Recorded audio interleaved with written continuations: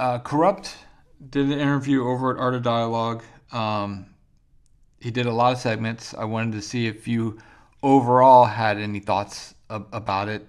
And then I had a follow up question after you kind of tell me what you think about what Kurupt spoke on and if you agreed or disagreed with some of the things he talked about.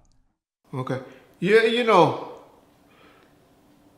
man, I did something, and you, John, reposted something on an interview that I did recently, and that I said I wasn't going to speak on anymore, and all of that. Um, but other than that, I told you I have no qualms with Corrupt. He generally the best, in my opinion, other than, of course, Mutao does a great job on speaking the truth on Pac stuff. And Edie even did a good interview over there on my boy Cam Capone show recently. Um, Danny Boy, he's passionate with his interviews, and a lot of his interviews are done with passion, and so that's why I respect them.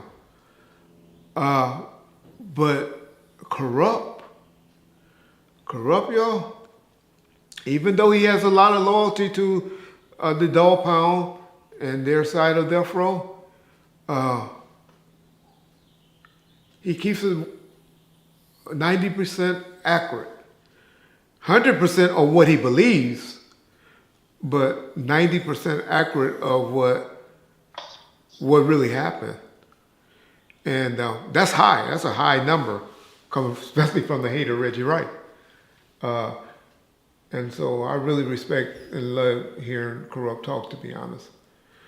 I mean, he said some things that was unfactual, um, that we can bring evidence of to prove that that's a 2023 Kurupt speaking versus how they felt in 96 or 97.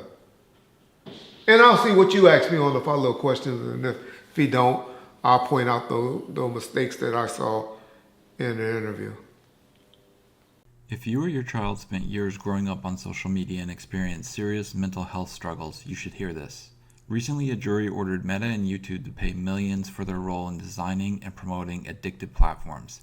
They knew their apps could contribute to anxiety, depression, and body image issues, but did not share those risks while prioritizing profits. The recent historic verdict underscores the consequences of those decisions.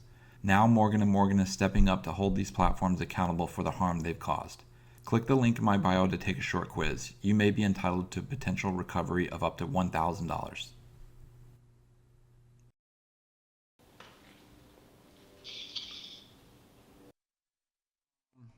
So he spoke on that Snoop was the person to get Suge to bring Tupac to death row, um, in his opinion.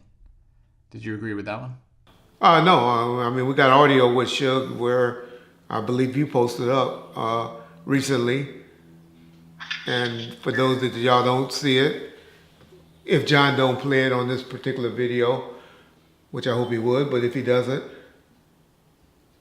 then y'all go and check and view that video out. Where Suge outright, like I've been saying for years, anybody that's been really following us always said that it was Keisha that called the office and said that Pac wanted to talk to him. And it wasn't even a plan at that point or even a thought that they could get Pac out of prison.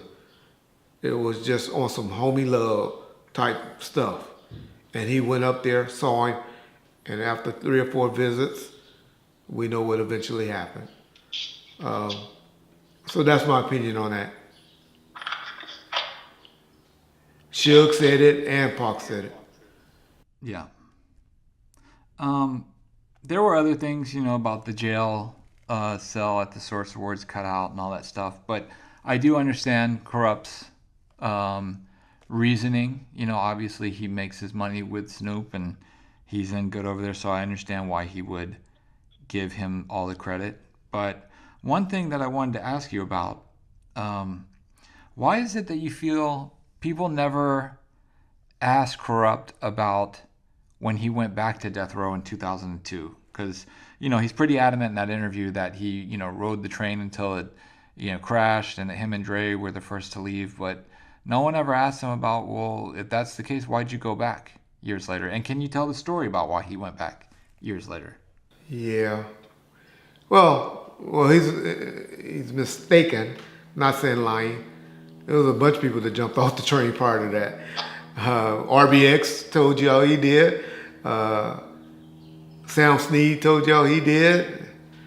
And Snoop didn't jump off. He was sold. Y'all don't like that word. He was sold off the train.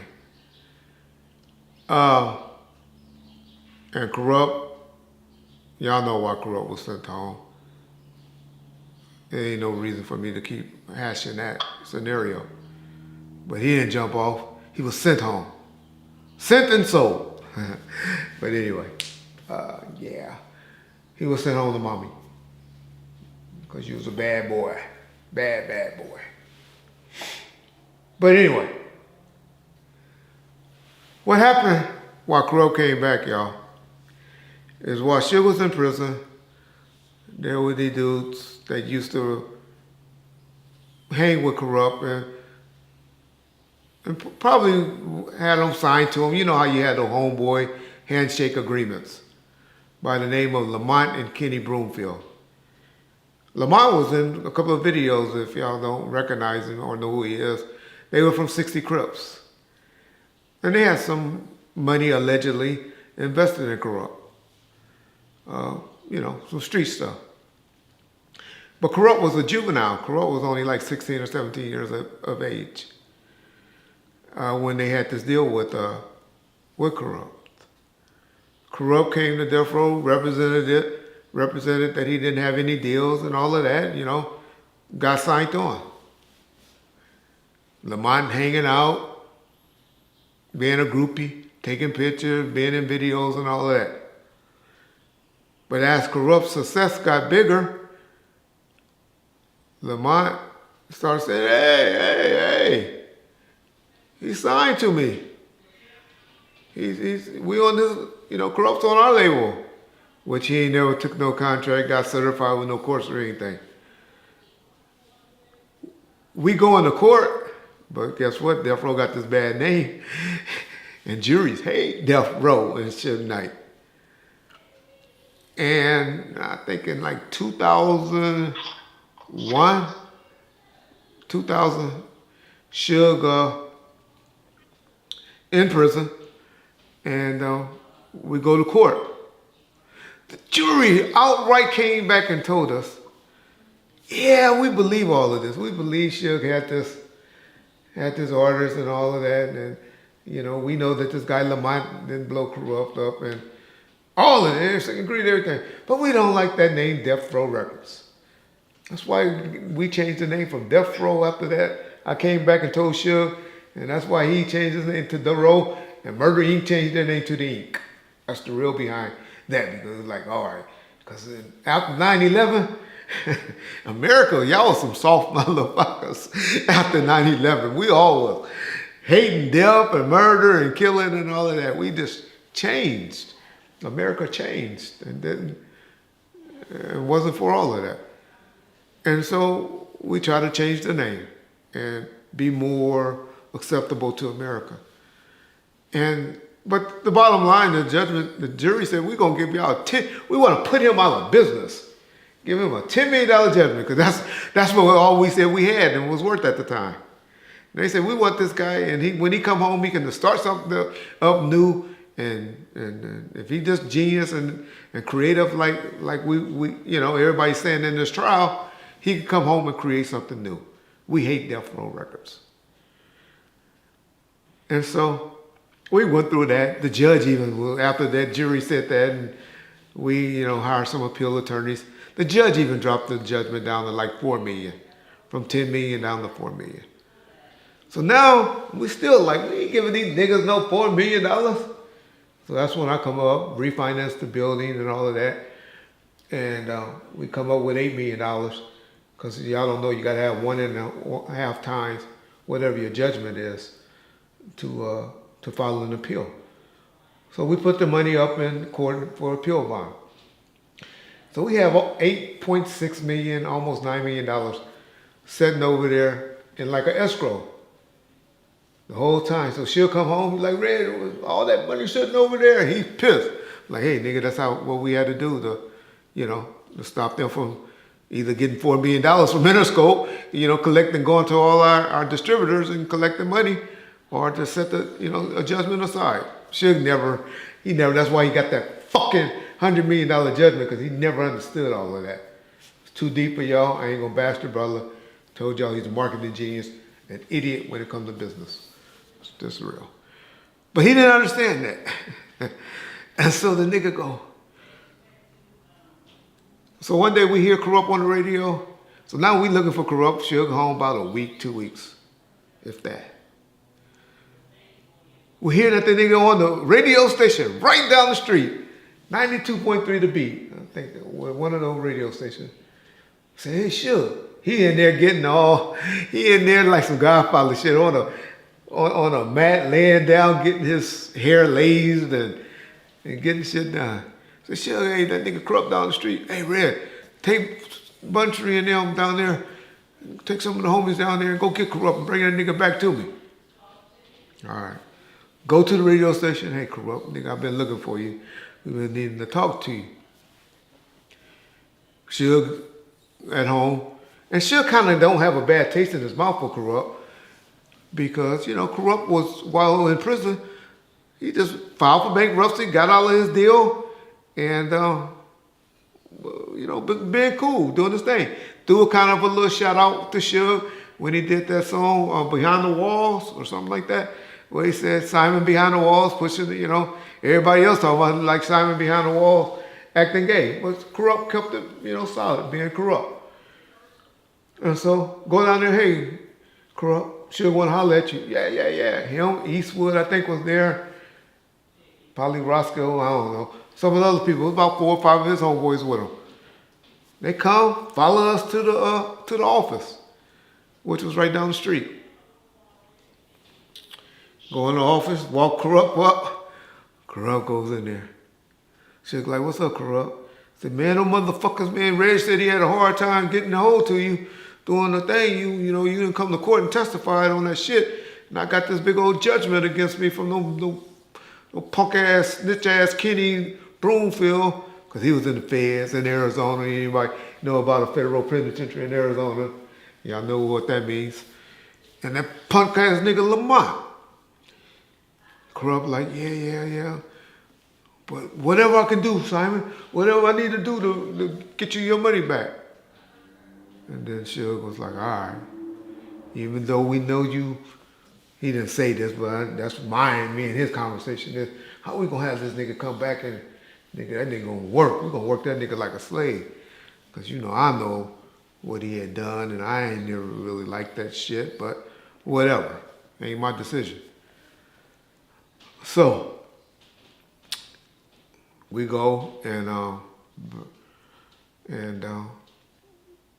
hey, if he probably got $2,000 or $3,000 a month being the president of Death Row, I'll be surprised. I don't think he was getting no money like that. But ain't no president making no $2,000 or $3,000 a month. But I don't think Kurupt really needed no money like that then. Anyway, he was okay. And so Suge was like, all right, that president shit was just to get back at Snoop and Dash and them, because that's what they really wanted. But Kurupt kept it solid and was like, hey, I'll do whatever. And he did an album on E1 for us to try to help generate some of his money back, because we ended up having to pay those niggas like,